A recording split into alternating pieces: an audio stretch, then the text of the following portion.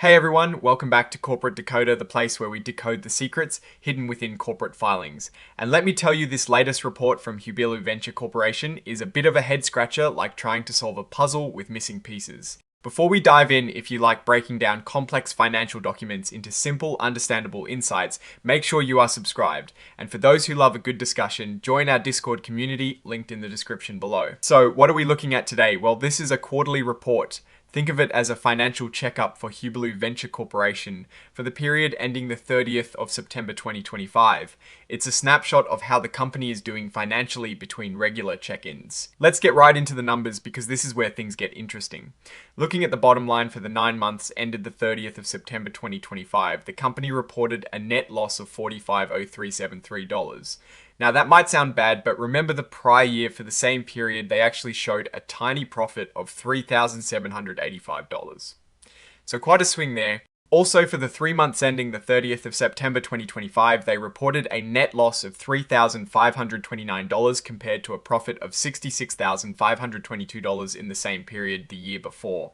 So the overall trend here is a move away from profitability. Now, revenue is how much money the company brings in before any expenses. For the 3 months ending the 30th of September 2025, rental revenue was about $628,792. That's a small increase from the $616,393 in the same period last year.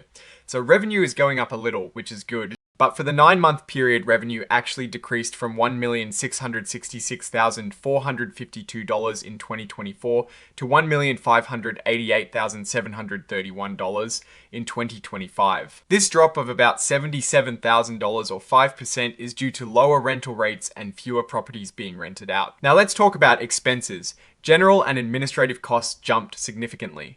For the 3 months ending the 30th of September 2025, these expenses were $65,092 compared to $37,145 the year before, a big 75% increase. For the 9-month period, the increase was also substantial, growing from $133,117 to $223,081, which is an $89,964 or 68% jump.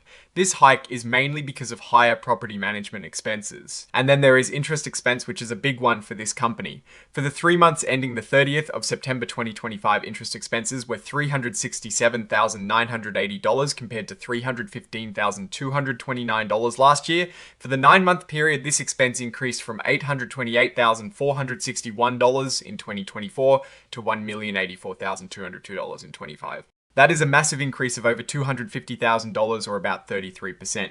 This shows the company is taking on or has more debt and it's costing them more to service that debt. When we look at cash flow from operations, things are also a bit concerning. For the 9 months ending the 30th of September 2025, the company generated only $53,715 in operating cash flow.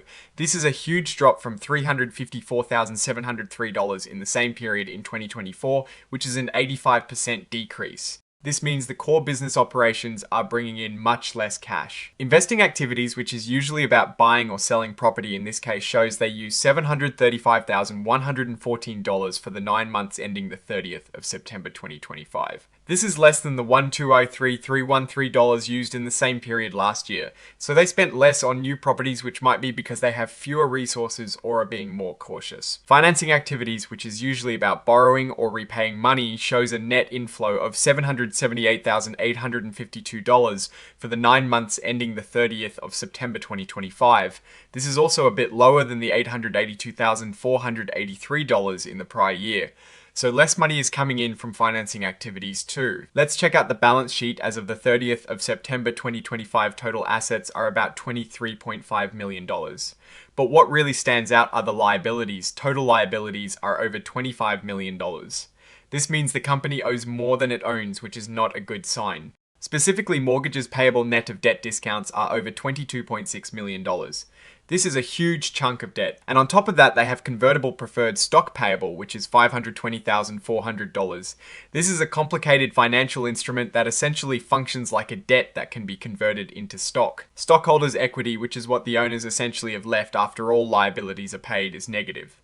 They have an accumulated deficit of over $2.7 million, meaning they have lost more money than they have ever made. Now, the report itself flags a big warning sign: going concern uncertainty. They admit that they have recurring losses and their cash might not be enough to keep the business running for the next 12 months. This is a serious statement. They plan to increase occupancy and seek more capital, but there is no guarantee this will work. What does this all mean? Well, Hubilu Venture Corporation is in a tough spot.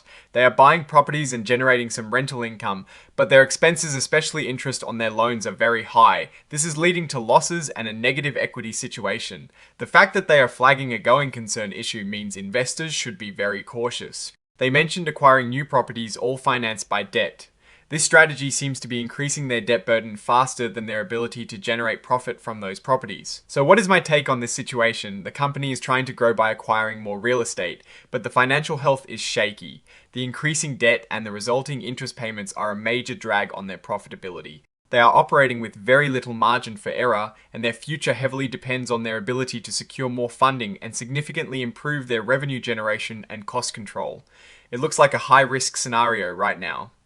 Alright, that is our breakdown of Hubilu Venture Corporation's latest filing. What is your take on these numbers and what they signal for the company's future?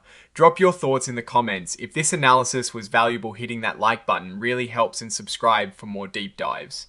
Don't forget to check out the Discord in the description. Thanks for watching. See you next time.